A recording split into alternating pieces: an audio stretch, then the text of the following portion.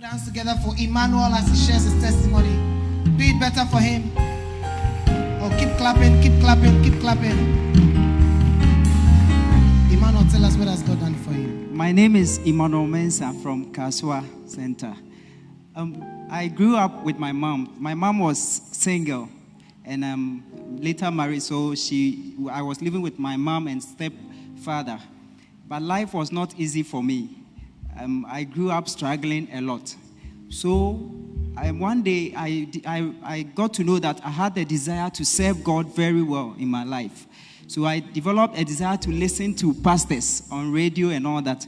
But I didn't know about Daddy's messages. So one day I tuned into a station and then they were preaching holiness for boys and girls. And the message was very nice, very simple to understand. So I was very happy with the message.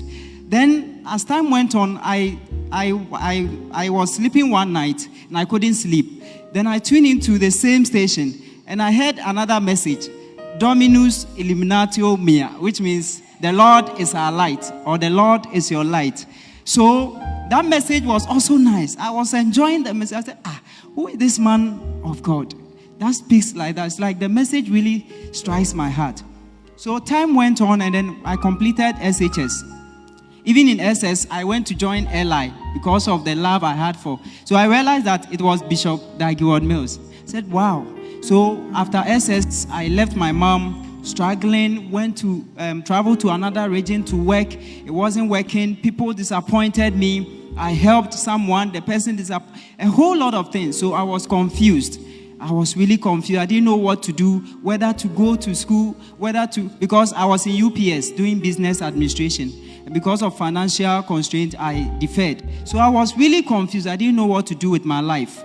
So I applied for a job, and one day, whilst working in the night, I slept at where the job was because I didn't want to even stay with my dad too. He didn't actually take care of me when I was growing up. So I had some kind of hatred for him. And what happened? And what happened was that one day I had a dream. And in the dream, I saw myself standing in front of an auditorium.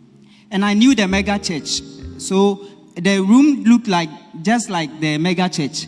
And I saw Daddy, because I had been watching him on phone, but I had not met him personally. So I saw him standing in the auditorium in a black t-shirt, long sleeve shirt, preaching. And he was very passionate about the message. And I couldn't hear what he was saying.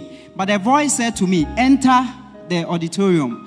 And I was hesitating. I said, no. The people inside are more important than I am. So I'll just sit at where the corridor is. So in the corridor, I saw some women and children sitting there. So as I sat down, immediately I sat down, the doors through which I could see Daddy preaching closed. It's like they were two, bang, bang, like that. And I couldn't see Daddy anymore. So the next day, I tuned into Sweet Melodies. And then they were preaching the private interviews of Jesus. And at the end of the message, Daddy said, come close. And I said, wow, I need to. Before that, I had another dream where Daddy was standing on a platform. And as he preached, the people's arms were stretched. And then I couldn't hear what he was speaking also.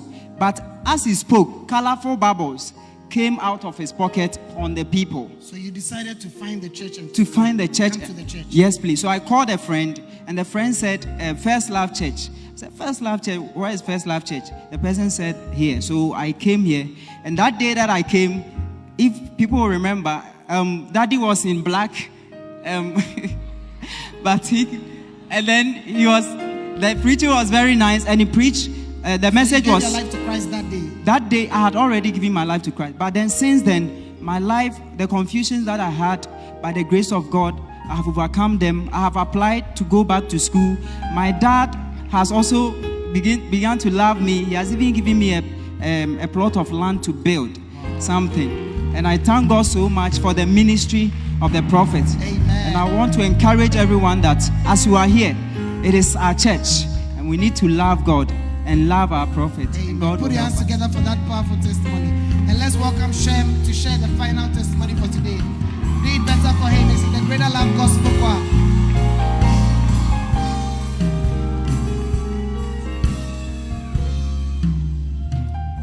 God done for you? My name is Shem Enim, and I'm in the Greater Love Gospel Choir, and from the Kitasi Center. I grew up in a family where most of my aunties, including my mom, were into alcohol business. I mean the local drinks like Akpeteshi and Co. So, as a son of my mom, I used to serve customers. And when I served them drinks, I tasted and saw.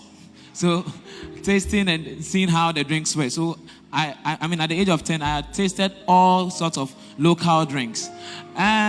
So, along the way, there was a divorce between my mom and dad, and the family had to split. So, my mom and I moved to Ashaiman. And in Ashaiman, I had my senior high education there. And in Ashaiman, I met bad friends who influenced me to watch pornography, masturbate. I mean, there were times I masturbated too much. So how did you change? Okay, how did you get changed? I mean, as time went on Sundays, I'll be in the house watching MTV Base, listening to Cools. I mean, all the hard songs. So my brother will be like, Shem, let's go to church. Let's go to church. I'll be like, oh, no, I'm not going to church. So I'll be soaking in the songs. So one 31st night, we all had to go to church. And my mom was like, 31st night, we are all going to church. I said, I'm not going. Then she said, 31st night, even thieves go to church. So why don't you want to go to church? Then I said, okay, I'll go.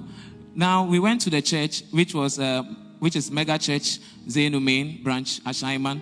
When I got to the church, I mean, the choir was youthful. I saw the choir wearing Lacoste and jeans. And I was like, hey, which choir will wear Lacoste and jeans? And they were singing a song by Kirk Franklin, Today. And that song is a salvation song. So I was very happy. I said, I'm going to join the choir without the intention being born again. So, I mean, the next Sunday, my brother was like, let's go to church. I was like, no, I don't have a shirt. He said, I'll give you my shirt. I was like, no, I don't have a towel. He said, I'll give you my towel. I don't have a shoe. I'll give you a shoe. So I just gave up and I went to church. The pastor preached powerfully, and that day I gave my life to Christ. And my life has never been the same. I went to the Good Friday service and I saw Sister Vivaldi singing. I saw LP Ida singing. And I was like, hey, they were better singers than the people I used to listen to in the world. And I said, oh no, I'm giving my life to it. I'm into it fully. And by the grace of God, I'm changed. I've not seen even Akpeteshi again. I don't masturbate anymore. I don't watch pornography. My life has been changed. I'm a Basonta minister in the choir. And by the grace of God, I'm in the prestigious Anakazo Bible School training to become a pastor. And I'm grateful. I'm very grateful to God. Hallelujah. Put your hands together for that powerful testimony. I pray that will be your story too. If you believe it, shout